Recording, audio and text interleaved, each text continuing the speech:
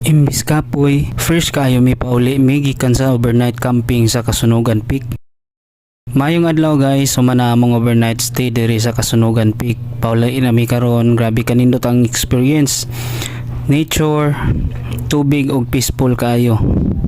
Dito mi nagcamp kagabi, nag-sit up mi og tent, nag-chill lang og nagstorya-istorya.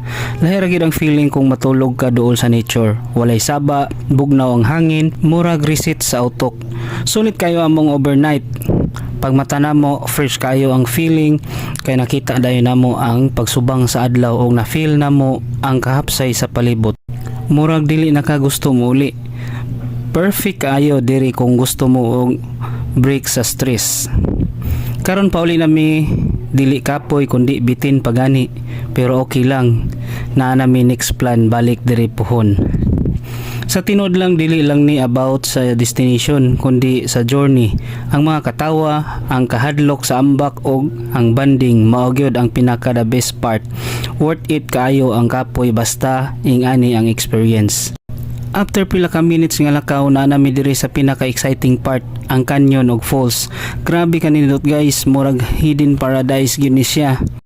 Need jud nimo moambak diri kay walay lain agyanan diri lang, pero reminder lang, make sure nga kabalo mo mulangoy og safe ang tubig before mo try ha.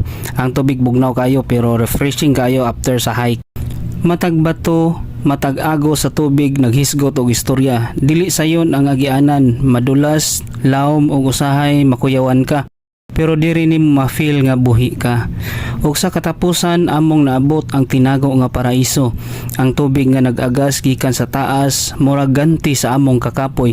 Diri walay problema, walay stress, katawara tubig og mga higala.